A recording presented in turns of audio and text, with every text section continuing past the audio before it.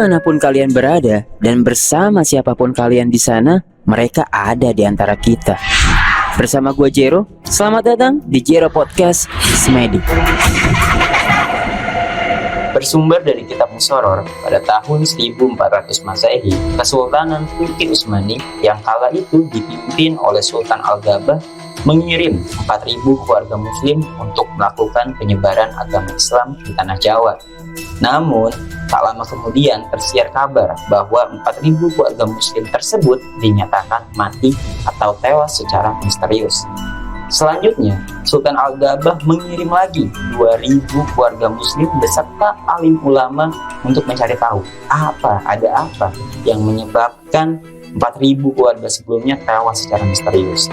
Namun, hal yang sama terjadi lagi, 2.000 keluarga yang dikirim hanya bertahan sekitar 200. Salah satunya ulama besar, Syekh Subakir, yang akhirnya menemukan bahwa tanah Jawa saat itu dikenal angker dan bingit.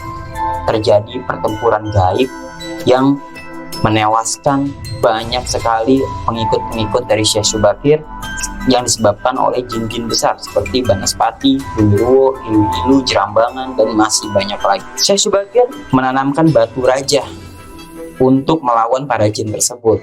Mereka kewalahan dan akhirnya sang danyang ataupun penguasa yang saat itu dijuluki Eyang Ismoyo atau Semar Badrayana atau yang lebih kalian kenal dengan Sabdo Palon muncul. Dia melakukan negosiasi bersama Syekh Subakir. Dengan tangan terbuka, Syekh Subakir menerima. Ketika itu, terjadi dua kesepakatan. Yang pertama adalah Syekh Subakir akhirnya diizinkan untuk menyebarkan agama Muslim di tanah Jawa dengan catatan dia tidak boleh memaksa. Dan yang kedua, pemimpin Muslim nantinya harus ikut mengayomi umat tanpa ada perpecahan belah dari bangsa. Sejak saat itu, Sabdo Palon bersama dengan Tumpuhan Majapahit dia moksa untuk menjaga tanah Jawa, dan dia berjanji apabila dua itu dilanggar maka dia akan kembali 500 tahun lagi dengan ciri-ciri bencana yang datang. Ramalan itu atau janji tersebut terbukti. Sejak 500 tahun setelah Sabdo Palon moksa, pada tahun 1978 Gunung Semeru meletus, lalu disusul dengan Merapi, dan yang terakhir adalah bencana Aceh, juga dikaitkan dengan janji Sabdo Palon. Benarkah demikian? Jero Podcast Media episode kali ini akan membahas seputar cerita Sabdo Palon. Bersama saya Jero, kalian sedang mendengarkan Jero Podcast Media. Jero Podcast Media hadir menemani waktu rehat kalian dengan membahas cerita-cerita seputar horor, mitologi, mistis, sejarah, dan hal-hal lainnya yang dibahas melalui sudut pandang fakta dan metafisika. Telah bergabung bersama gue, Mas Ruril. Mas Ruril, lu udah sekian kali datang ke sini ya? Iya bang. Hobi banget di sini. Mas Ruril, membahas cerita Sabdo Palon nih, dan gue tahu kan lu asli Jawa. Kemarin kita juga sempat ngobrol banyak. Katanya, wah ini isu yang menarik kan, lu bilang buat kita bahas. Apa yang lu ketahui tentang Sabdo Palon dan para pengikutnya dan kisah-kisahnya? Kalau dari yang pernah aku dengar, kebetulan kalau sumber dari yang aku miliki kan bukan dari seorang sejarawan ya, tapi dari seorang kiai lah, yang mana sejarah dari mereka itu turun temurun. Dari mulut ke mulut, dari kakek, bapak, dan lain-lain. Jadi yang pernah diceritain dulu itu Sabdo Palon itu emang sosok yang sangat kuat yang mendiami Pulau Jawa, dan bahkan dulu katanya Pulau Jawa nggak bisa disebarin agama Islam karena saking kuat pengaruh dari dia, hingga pada akhirnya yang katanya Pulau Jawa itu sampai dirukyah satu tanah Jawa, dirukyah, ditancepin tongkat, langsung semua jin kuat yang ada di tanah Jawa pada lari minggir. Baru saat itu Islam bisa masuk ke tanah Jawa. Setelah kesepakatan dengan Sabdo Palon itu, menurut cerita yang berbeda, seperti itu. Lalu, katanya Sabdo Palon nagih janji ini dikaitkan dengan banyak bencana alam. Gimana pandangan lo? Kalau pandangan aku sendiri sih, masih banyak pertanyaan juga sih. Jadi, emang apakah ada sosok jin yang sampai bisa mempengaruhi kondisi alam? Ya. Yang kedua, kalau dari pandangan aku tetap mau bencana apapun itu, semua adalah kehendak Tuhan. Setuju. Keridho tetap dari Tuhan. Kalaupun memang karena penyebabnya, misalnya ada sebuah bencana alam yang disebabkan oleh jin, berarti ya memang Tuhan meridoi jin tersebut untuk melakukannya. Itu sih dari pandanganku. Tapi percaya atau enggak memang ada magis dari jin yang bisa merubah suatu kondisi alam tertentu. Tapi balik lagi karena kehendak Tuhan dan tergantung dari level si jinnya tersebut. Sebenarnya kita bisa tarik mundur sih dari pembahasan ini. Siapakah Sabdo Palon sebenarnya? Kayak gitu. Ada yang bilang dia manusia, ada yang bilang dia jin Penguasa tanah Jawa gitu kan. Tapi dari beberapa literasi yang gue baca, sebenarnya sosok Sabdo Palon ini erat kaitannya dengan tokoh pewayangan Mbah Petruk, Semar. Iya, erat kaitannya dengan itu. Dan beliau pada masa itu katanya adalah tokoh yang mendampingi kerajaan-kerajaan masa lampau. Kalau dari yang pernah aku baca, dia itu sosok, ada dua versi cerita nih. Kalau emang dari pewayangan, dia adalah penasehat dari Pandawa. Tapi kalau dari yang di Jawa, dia adalah sosok yang mendampingi Raja Brawijaya V, yaitu Raja Majapahit yang terakhir. Iya, sampai akhirnya kan ketika dia kecewa lah, ketika Raja Brawijaya itu memutuskan untuk masuk Muslim, dan dia menjelaskan bahwa ini adalah agama yang sempurna yang dibawa oleh Syekh Subakir, maka masuklah agama ini. Dia tidak mau dan dia akhirnya memutuskan buat moksa, lalu mengucap janji tahun 500 kemudian dia akan datang kembali ketika peradaban Muslim sudah mulai hancur dan dia akan membawa agama dia yang sebenarnya. Agama dia pada saat itu memang sedang berkembang sih, agama Hindu Buddha ya. Tapi gue nggak bisa bilang itu adalah agama yang dia anut. Dan juga mungkin bukan agama Hindu Buddha yang ada sekarang. Yang ada sekarang beda gitu mungkin kan. Berbeda. Pemahamannya beda gitu. Dan ada juga yang bilang ini bisa jadi kepercayaan Jawa kuno gitu yang sampai sekarang dinamis, bukan agama samawi lah intinya gitu. Yang akhirnya turun-temurun sampai sekarang. Jadi agama yang dianut Sabdo Palon kala itu dia bersekutu dengan jin dan sebagainya. Menurut pandangan gue pribadi itu bukan ajaran Hindu Buddha yang beredar sekarang ini, gitu. Karena menarik ketika kita kulas lebih jauh, ternyata yang dilakukan Sabdo Palon ini justru apa ya? Bisa dibilang dia menyimpang dari ajaran yang udah ada saat ini gitu. Nah, Sabdo Palon ini ada di Gunung Kematian atau Gunung Tidar lah kita sebut ya. Tidar itu kan berarti mati dan modar katanya. Dirimu pernah ke sana? Belum sih. Sekarang tempat gunung itu kalau nggak salah kan juga jadi tempat latihan para militer. Tapi di sana juga ada tapak tilas makam-makam. Oh iya, banyak. Katanya banyak banget makam di sana. Ada makam yang nggak ada nisannya, lalu semakin atas katanya ada juga di situ makam tongkatnya si Syekh Subakir di situ, yang apa namanya sih, yang panjang apa namanya? Kurang inget aku namanya. Iya ya, itulah pokoknya. Itu yang dikuburkan di sana konon. Dan di sana itu di makam itu juga ada makamnya si Sabdo Palon. Ini agak menarik sih sebenarnya, Sabdo Palon itu apa? Kalau memang dia jin seperti yang dikisahkan saat ini, masa ya ada kuburannya, kan aneh juga ya kan.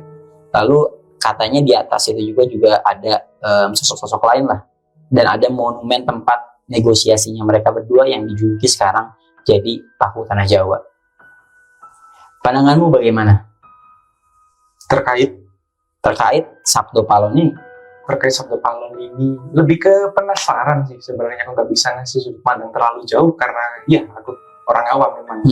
Tapi apakah memang ada level jin yang setinggi itu yang sampai bisa mempengaruhi satu pulau, menguasai dan lain sebagainya? Ataupun kalau misal bukan jin, kalau Sabdo Palon itu adalah manusia, apakah memang ada manusia yang sampai sekuat itu pengaruhnya? Sekalipun dia moksa. Ya memang orang dulu sakti, tapi kayaknya kalau sampai ke satu pulau atau bahkan mempengaruhi satu negara agak mustahil ya. Tapi ada serat Dharma Gandul. Serat ini yang mengisahkan tentang jejaknya si Sabdo Palon yang dipercaya akhirnya serat ini bukti nyata kalau Sabdo Palon itu benar ada gitu.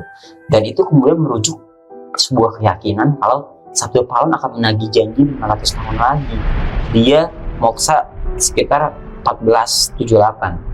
Semeru meletus 1978, persis 500 tahun sejak Sabdo Palon moksa. Apakah itu bentuk Sabdo Palon nagih janji? Itu yang pertama.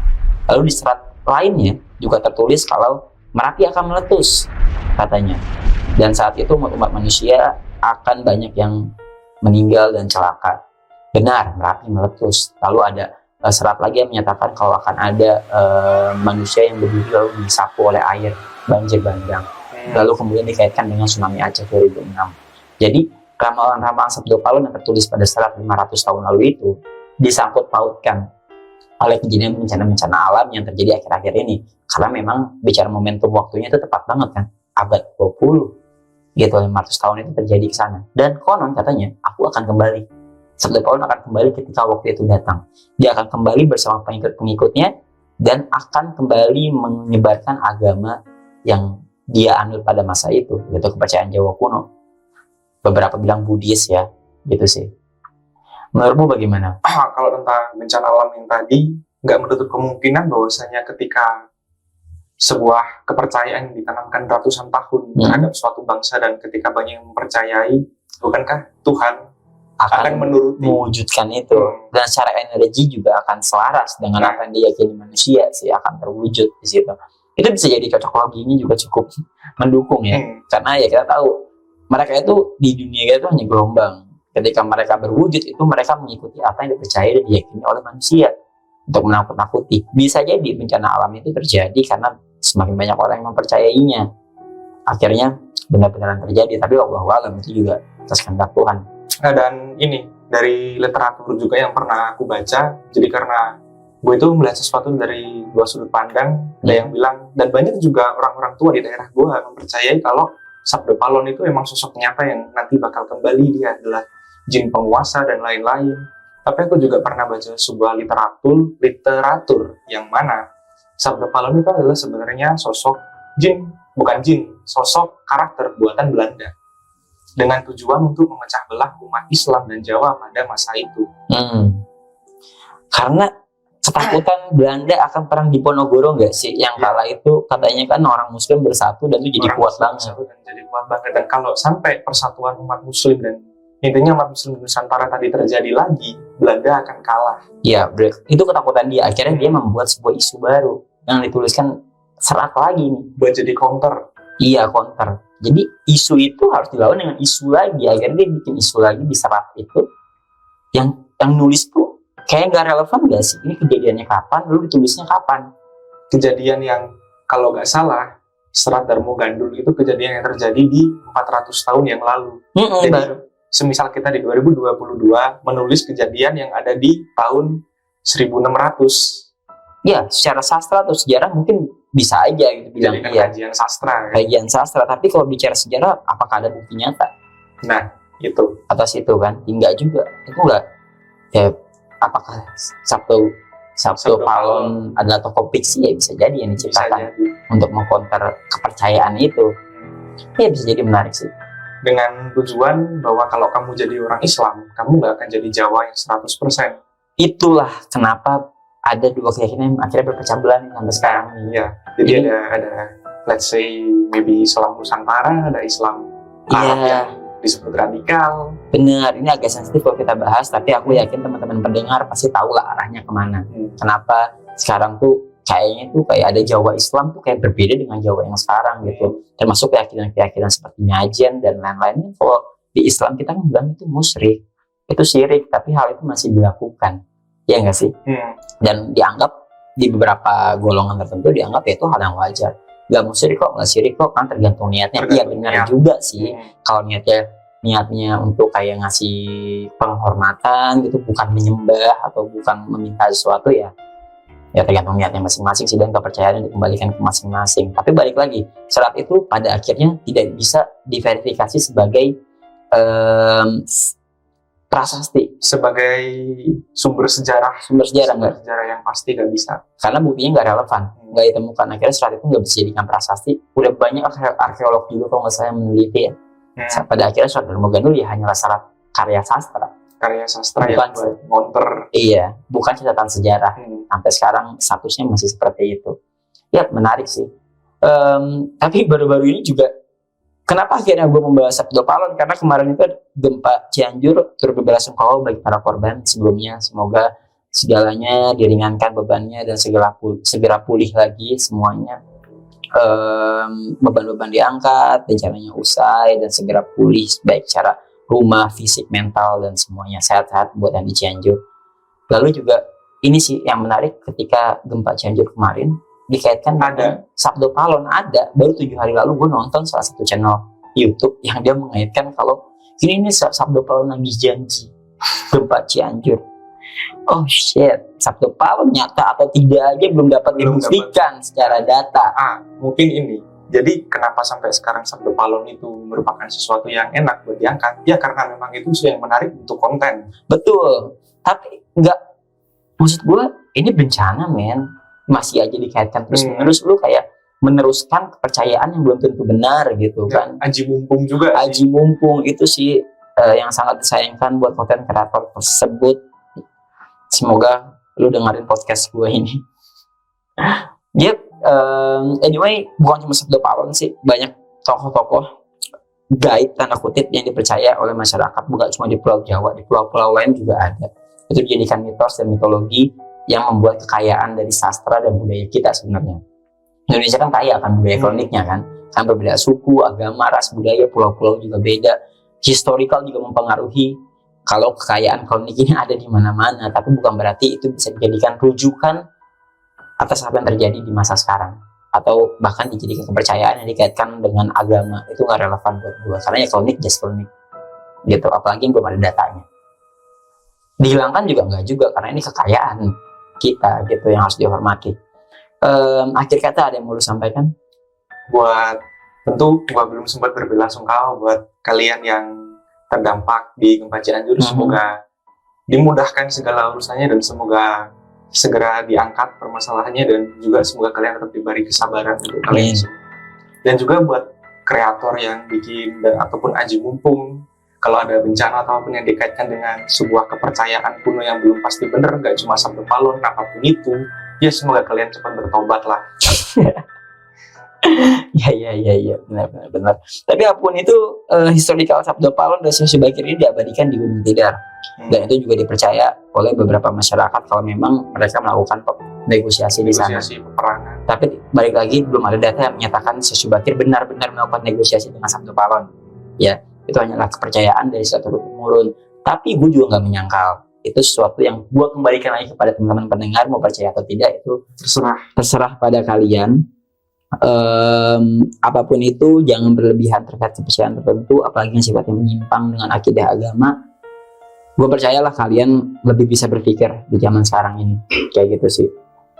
Tapi situs yang ada di Gunung Tidar menjadi sebuah kekayaan yang harus kita jaga juga, jangan dirusak juga. Kalaupun memang dia gak ada, ya itu tetap kekayaan sastra. Ya itu tapak tilas, itu peninggalan. Terlepas apapun cerita di baliknya, itu peninggalan Syekh Bakir pada masa lampau gitu. Apakah benar dia bernegosiasi dengan Sabdo Palon atau tidak? Bisa iya, bisa tidak. Kalaupun tidak, dia pernah ada di sana untuk menyebarkan agama Islam. Kita tahu Syekh Bakir adalah generasi Wali Songo pertama di masa itu yang memiliki peranan penting untuk menyebarkan agama Islam di peradaban Jawa pada tahun 1400 Masehian. Jadi bukan berarti situs yang ada di Gunung Tidar tidak benar, enggak juga. Itu benar-benar tapak tilas Syekh Bakir. Cuman apa yang dilakukan di sana itu memiliki cerita yang berbeda-beda versi. Terlepas kalian percaya atau tidak, silahkan kalian pilah-pilah lagi kayak gitu. Jadi itu patut dijaga karena itu tapak tilas Syekh Bakir. Yang menariknya adalah ada fakta lain nggak sih? Siapa yang telah membunuh ribuan keluarga yang datang dari Turki? Itu sampai 4.000, tewas semua 2.000, sisa 200, ya kan? Siapa yang sebenarnya Syekh Bakir lawan di Gunung Tidar itu masih jadi misteri. Lain waktu akan kita bahas. Terima kasih buat teman-teman pendengar yang sudah mendengarkan Jero Podcast Medi episode kali ini. Sampai ketemu minggu depan. Dengerin terus Jero Podcast Medi eksklusif hanya di Roof Audio Plus RCTI Plus. Sampai ketemu di episode selanjutnya. Roof, your audio entertainment universe.